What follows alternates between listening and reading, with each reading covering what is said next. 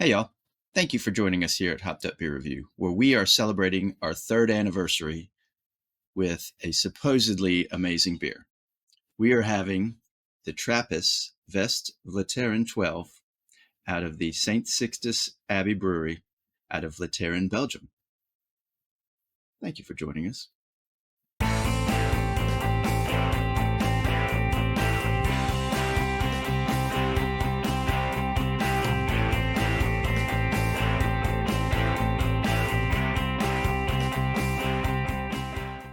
Hey everybody, welcome to Hopped Up Beer Review, the show where we give you our unprofessional, somewhat biased opinion about the beer that we are drinking and reviewing. 3 years we've been doing this show. Sometimes it seems like 20. But tonight, super excited about the beer that we have. I've got Andy in the attic. I've got Jay. Gentlemen, happy 3 years. Excited to have Way to made it make this it. long. I never thought I'd be here. Yeah. We didn't think you would either. In my wildest dreams. Yep. Happy third. Yeah. And just to preface that, Andy wasn't like going to die or anything. It was just he wasn't going to do the show. So yeah, no, yeah. I was just like, all right, what are we drinking tonight, gentlemen? On that note, happy third. Trappist Westvleteren 12. It is a Belgian quadruple out of the, I'm going to try a stab at it, Brouwerij De Sint-Sixtusabdij van Westvleteren out of Vleteren, Belgium. I would say you landed it. Joining us, yeah. Get this baby down. All right. Proceed with caution. Are we ready? We're ready. I don't know. This is considered, Ben, you told us, what? According to something I read, this may possibly be the best beer in the world. That's what it's considered on their site and on other blogs and rating applications. The best beer in the world. I think I read that on Beer Advocate. So, yeah, I better. Ben, did you have some foam issue? Very little. Very little. Well, it's a Belgian, and they're known for carbonations.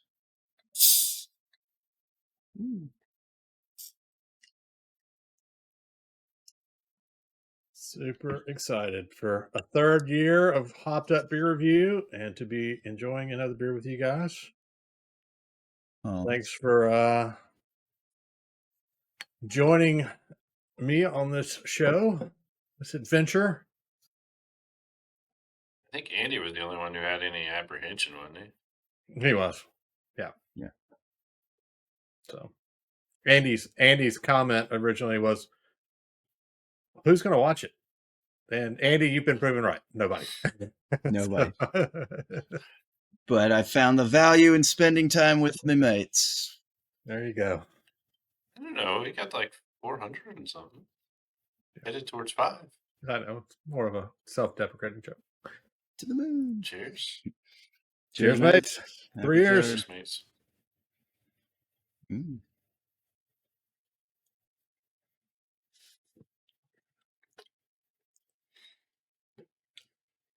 Have we done a Belgian quad before?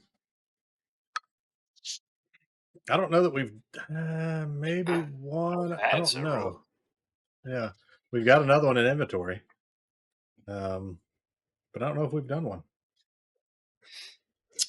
Well, the Belgian quad is an amber to dark brown color. Tasting notes of caramel, dark sugar, and malty sweet flavors. Hop bitterness can be low to high, so it's a range of a light body compared to their alcohol strength. So this is 10.2%. This is the heaviest of the Westvleteren beers. They also refer to them as the yellow cap.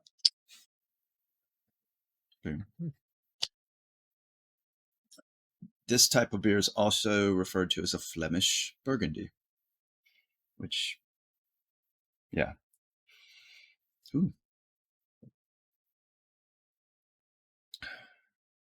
They describe it as having a soft taste of caramel and chocolate. The aroma has raisin with sweet and nutty notes. It has the carbonation principles of pulling back up to the foam like normal. Yeah, mine is. Yeah. This was first introduced in 1940. It's bottle conditioned, so it can also be cellared. So, a little bit of residue remains at the bottom, so hence the evidence.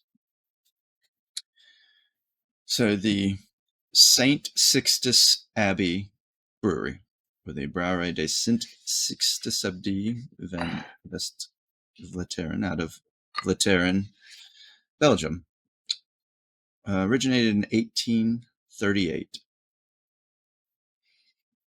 It's also known as the Westvleteren Brewery, but it was traditionally an abbey brewery. They only brew 3 traditional Trappist beers: the blonde, the double, and the quadruple. It is a Cistercian abbey, which we learned from reviewing Chimay about that. And the abbey itself was founded in 1831, so 7 years before the brewery. The records from the town show a small volume of beer that was brewed in 1838 for personal consumption. So that's why the earliest reference to beer being brewed, and we've seen that true to others. They may not have been an official brewery, but hey, they started brewing. It was in some town record or the abbey record. So there you go. That's where they can start it. So at that time, they had been making cheese to support the abbey. If we recall from Chimay, abbeys tried to produce some type of goods or products, agriculturally speaking, sometimes to support not only themselves but to sell. They sold it to the region to support themselves, and anything left over was given to charitable projects. So in 1839, they received a brewing license. Fast forward to 1850, the group of monks left and founded the Scourmont Abbey at Chimay. So a faction split off, and Chimay started out of Trappist Westvleteren. Interesting. And we got another Chimay coming up. Yep. So that'll be neat to understand its origins. During World War I, the abbey served as a hospital for the Allied troops. And in World War II, it was occupied by Germany. It was the only Trappist brewery to retain its original copper brewing vessels during the war. The other ones were pillaged and used. I bet those are, I see. Yeah. So as we know, we learned from Chimay, Trappist, I think it was Chimay. I think we may have done one other Trappist. We have. Yeah. Trappist means it is only produced at an abbey, and the proceeds support the monks, and the rest is spent on aid and development projects and social goals. And I think at this time, there are only 6 Belgian Trappist breweries. That is Achel, Chimay, Orval, Rochefort, Westmalle, and Westvleteren.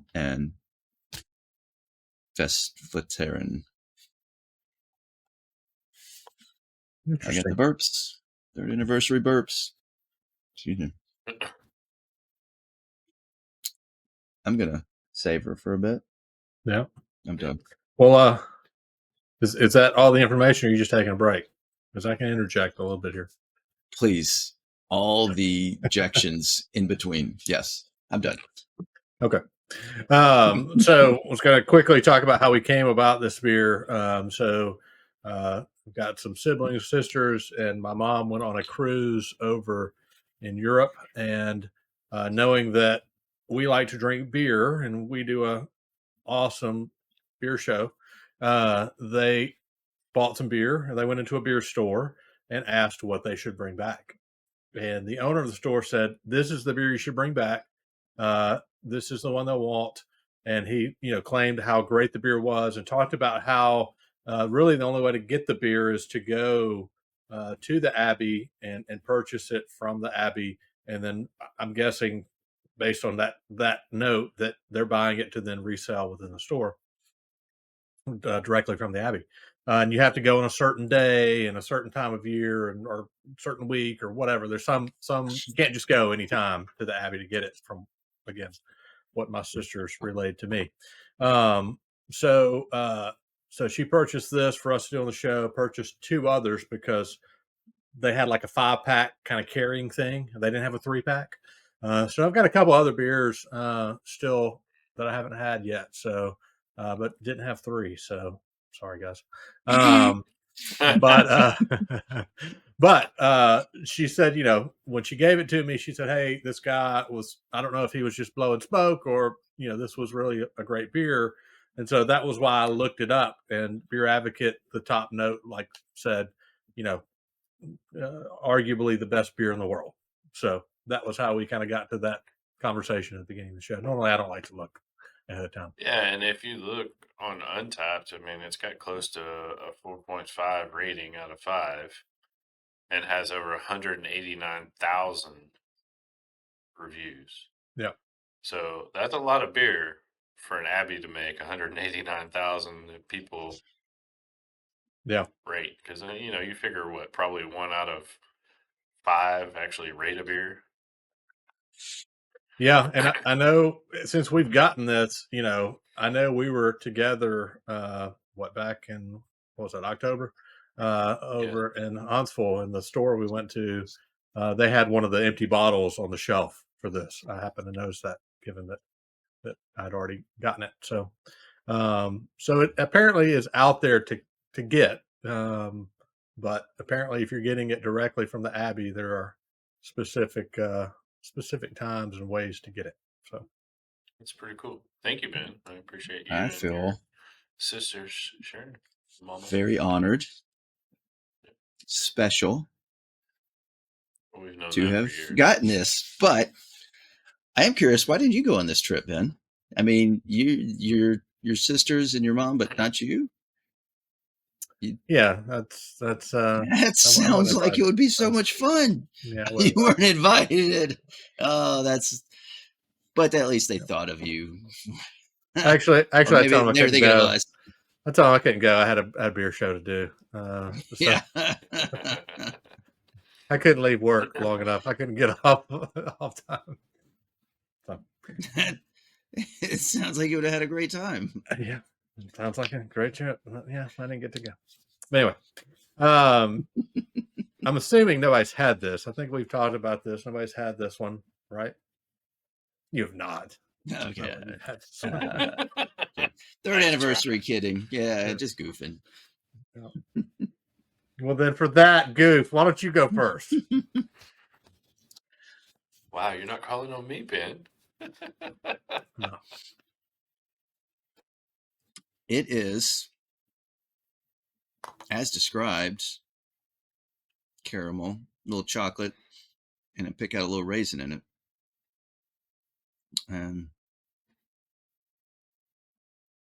It's got a good malt backbone. Don't get a lot of bitterness, hoppiness. It's more of that sweeter malt. But you can I feel the 10.2%. It does feel strong. It is rich, but not overwhelming. It is a great beer. Highest in the world. I guess you got to consider we're talking worldwide. And so European flavor or tastes and palates very much included, because as evidently we don't get this beer over here a lot. And so based on my palate compared to a European palate, I will have rated others on this show higher, but I'm going to give this a good rating. I mean, I'm going to give this 8.5. It's a fantabulous beer, but it's good. Maybe I'm just an unrefined palate, but I'm on our show, from what we've had the fortune of having, it is not the best that I've had. But I'm enjoying it. So 8.5. But thank you, Ben. Thank you to your sisters and your mother for thinking of at least me and Jay. Yeah, I mean, truth be told, I did collect the beer and then give it to you, so I still had to give it to you. So I thought about keeping it. This is the point I'm trying to make. What do you think, Jay? Yeah, I think you kind of hit it there, Andy. I mean, it's definitely more malty. I don't get hop, and that's how I like the Belgian quads that I have. I mean, I've had several, and to me, I agree with you. My palate is not as maybe refined as the Europeans, but I really don't know that you can say there's a best beer in the world, because there's so many different varieties. And I'm not talking different breweries, I'm talking different styles of beer, where you can go from your lagers to your IPAs to your sours. And we probably have a lot more unique aspects in the States versus the traditionals that you would find in Europe, with more of your Belgians or your Helles or things like that. Um, this is a really good beer. I can pick out the caramel, like you said, Andy. A little bit of the chocolate, not so much. But the raisins there, it's good. I wish I'd pulled it out a little bit earlier of the fridge, because as it warms, it's definitely more robust and flavorful. It is strong, as you said, 10.2. Some of the beers that we have are deceptive and they creep up on you. This one, you can tell you're drinking a 10% beer, but it's one that you kind of savor and enjoy. And I'm like you, Andy. There's other things that I'm going to rate higher. It's just because of my personal preference and bias, you know. Uh, so I agree with your rating, Andy. I think it's an 8.5. It's a great beer, and really appreciate you sharing it with us, Ben, and family. Of course. I would absolutely love to share it with you guys. I couldn't have done it any other way, of course, right?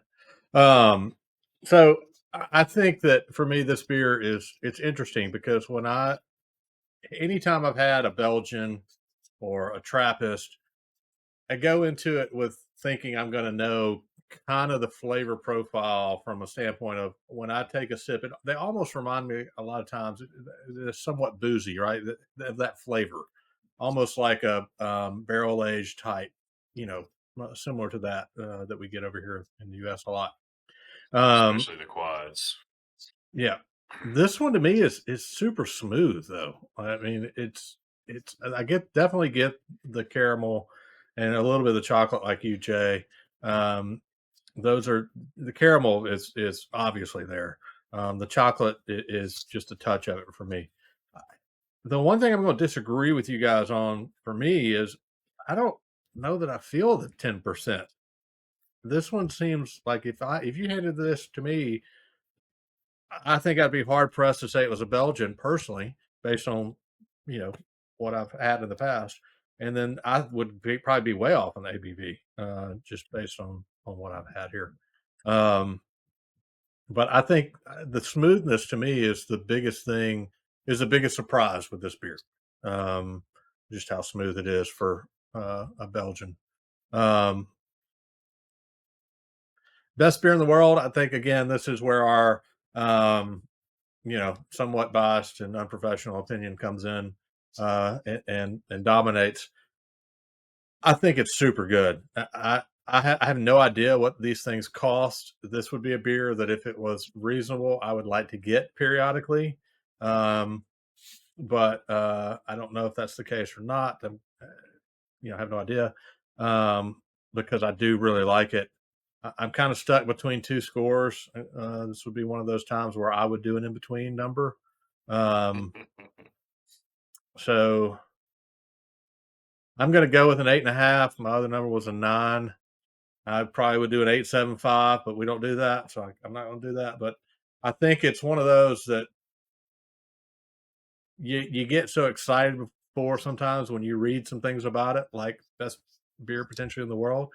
And I think it's that movie that everybody loves. In Andy's case, Band of Brothers, where he just don't want to watch it because we say it's so great. But 8.5, I think, is 8.5. Thanks for the clarification there. 8.5 is where I come out on it as well. I think it's really close to being a 9 for me. But the expectation versus the reality is why I'm going to bring it back to 8.5 instead of 9. Cue the fireworks here on our 3rd year anniversary for the Trappist Westvleteren 12. That's an 8.5. So anything 8.5 or higher on our review here goes on the Hopped Up Beer Review Wall of Fame, and we will ship off a nice little piece of paper to the Abbey. And I'm sure if you visit the Abbey, you will find it there. Our nice little placard. I'm sure they'll frame it or something. Put in the outhouse of the Abbey. Or something. Yeah. So it'll be somewhere. Just you take a picture and send it to us when you find it. Should I do it in English or? I think we maybe you can split it in two. Decisions. Yeah. But definitely appreciate you guys checking out this video. It's been 3 years. It's been in some ways it's gone by fast. In some ways, but we appreciate you checking out any of our videos. Definitely appreciate you jumping in and commenting, liking. If you've joined us in the Hopped Up Beer Review Discord server, we appreciate you extra especially. So we've got links for all that stuff down below. Check it all out. Even got some merch down there and some glassware that we use on the show. So some other things. So check that out if you've not done so. But definitely, hey, really appreciate Jay and Andy in the attic for doing a lame beer show with me for the last 3 years. You guys are special. For Andy in the attic and Jay, I'm Ben. Cheers, mates. Cheers, mates. Way to hang in there, guys. Hey. We'll show them. Only 8 more years on our contract.